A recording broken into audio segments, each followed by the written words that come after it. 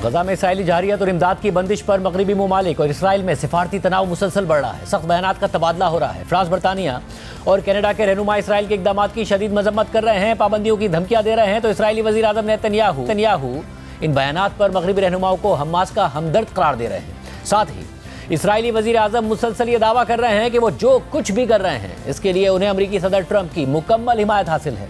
इस सारी सूरत हाल में आज अमरीका और ईरान के दरमियान जौहरी मुज़ाकरात का 5वां दौर भी ख़त्म हो गया है। इस हवाले से तफसीलात आपके सामने रखेंगे, लेकिन इससे पहले आपके सामने गजा की सूरत हाल रखते हैं, जो इसराइली जारियत और हठधर्मी की वजह से हर गुजरते दिन के साथ मजीद तशवीशनाक होती जा रही है। गजा में खुराक, पानी और अद्वियात की शदीद कमी है। साथ ही इसराइली फोर्सेस की कार्रवाइयाँ भी शिद्दत के साथ जारी हैं। इसराइल ने सख्त आलमी दबाव के बाद गजा में अब महदूद इमदाद की इजाज़त दे दी है, मगर आलमी इदारे इस पर एतराज़ उठा रहे हैं कि ये इमदाद बहुत कम है। इससे गजा में सूरत हाल में कोई कमी नहीं आ रही है। सिर्फ चंद दिनों के अंदर 2 दर्जन के करीब फ़लस्तीनी बच्चे और बुजुर्ग भूख की वजह से दम तोड़ चुके हैं। BBC के मुताबिक गजा में इसराइल की जानिब से इमदाद पर लगाई गई 11 हफ्ते की तवील नाकाबंदी के बाद कल अक़वाम मुत्तहिदा की टीमों को 90 से ज़ायद ट्रकों पर मुश्तमिल इंसानी इमदाद पहुँच गई है। ये इमदाद, जिसमें आटा, बच्चों का खाना और तिब्बी सामान शामिल था, बुध की रात को करीम शलूम क्रॉसिंग से हासिल होने के बाद तकसीम के लिए गोदामों में मुंतकिल कर दी गई है। अक़वाम मुत्तहिदा का कहना है कि ताख़ीर की वजह इसराइली फ़ौज की जानिब से मंजूर शुदा वाहिद रास्ते पर सिक्योरिटी का फुकदान है। इसराइली हुक्काम का कहना है कि उन्होंने बुध को 100 ट्रकों को दाखिले की इजाज़त दी थी। ताहम अक़वाम मुत्तहिदा का कहना है कि यह गजा में वसी पैमाने पर मौजूद ज़रूरियात को पूरा करने के लिए मुकम्मल तौर पर नाकाफ़ी है। अक़वाम मुत्तहिदा के मुताबिक जंग से पहले यौमिया तकरीबन 500 ट्रक गजा में दाखिल होते थे। इंसानी हुकूक़ की तंजीमों ने खबरदार किया है कि गजा की 21 लाख की आबादी शदीद भूख का शिकार है, क्योंकि बुनियादी ग़िज़ाई अशिया की शदीद किल्लत है।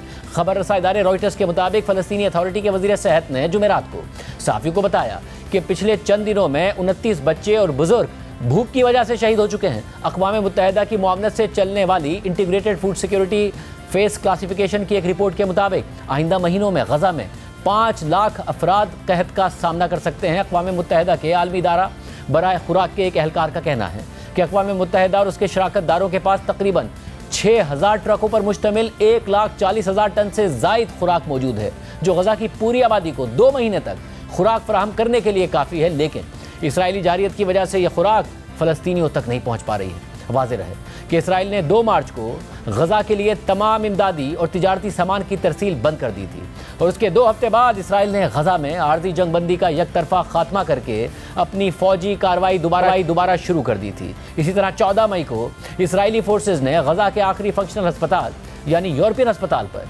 शदीद बमबारी भी की थी। इस हवाले से BBC वेरीफाई ने एक वीडियो तैयार की, जिसमें बताया गया है कि कैसे इसराइली फोर्सेस ने पेशगी इतला के अस्पताल को निशाना बनाया और इससे अस्पताल को नुकसान पहुंचा, लोग मारे गए। इस सारी सूरत हाल में गजा में इसराइल की फौजी कार्रवाई पूरी शिद्दत के साथ जारी है और नेतन्याहू इन कार्रवाइयों को गजा पर मुकम्मल कब्जे के ऑपरेशन का हिस्सा करार दे रहे हैं, और साथ ही वो दावा कर रहे हैं कि इन इक़दाम पर उन्हें अमरीकी सदर डोनाल्ड ट्रंप की मुकम्मल हिमायत हासिल है। बुध को अमरीका में इसराइली सफारत खाने के 2 एहलकार एक मुश्तबा शख्स की फायरिंग से मारे गए थे। वो शख्स बाद में गिरफ्तार कर लिया गया। इस वाक़े के बाद ट्रंप और इसराइली वज़ीर आज़म नेतन्याहू के दरमियान टेलीफोनिक रब्ता हुआ था। इस गुफ्तगू से मुताल्लिक इसराइली वज़ीर आज़म के एक्स अकाउंट पर जारी बयान में कहा गया है कि दोनों रहनुमाओं ने गजा की जंग पर भी तबादला ख्याल किया, और सदर ट्रंप ने वज़ीर आज़म नेतन्याहू के जंगी अहदाफ की हिमायत का इजहार किया, जिनमें यरगमालियों की रिहाई, हमास का खात्मा और गजा से मुताल्लिक ट्रंप के मंसूबे को आगे बढ़ाना शामिल है। बयान में मज़ीद कहा गया है कि वज़ीर आज़म नेतन्याहू और सदर ट्रंप ने इस बात पर भी इत्तफाक किया कि ईरान को जौहरी हथियार हासिल करने से हर सूरत में रोका जाना चाहिए।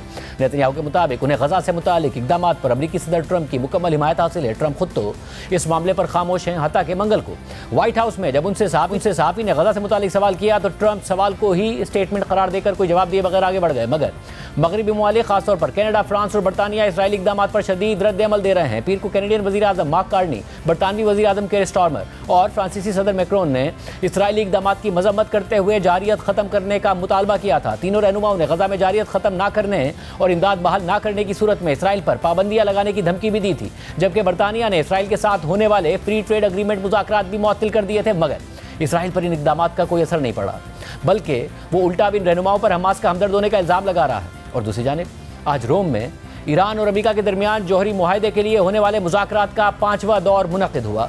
तकरीबन 3 घंटे तक जारी रहने वाला ये दौर अब से कुछ देर पहले ख़त्म हो गया है। ओमान की सालिसी में होने वाले इनडायरेक्ट मुज़ाकरात में ईरानी वफ्द वज़ीर ख़ारजा अब्बास अराग़ची की सरबराही में हिस्सा ले रहे हैं, जबकि अमरीकी वफ्द की क़यादत सदर ट्रंप के ख़ुसूसी नुमाइंदे स्टीव विटकॉफ कर रहे हैं। मुज़ाकरात में यूरेनियम की अफजोदगी सबसे अहम मामला है। अमरीका चाहता है कि ईरान यूरेनियम अफजोदगी को जारी न रखे, लेकिन मुज़ाकरात में हिस्सा लेने से पहले ईरानी वज़ीर ख़ारजा अब्बास अराग़ची ने एक्स पर लिखा कि यूरेनियम अफजोदगी ख़त्म करने की शर्त पर कोई मुआहदा नहीं होगा और किसी मुआहदे तक पहुँचने का रास्ता कोई रॉकेट साइंस फैसला करने का वक्त है।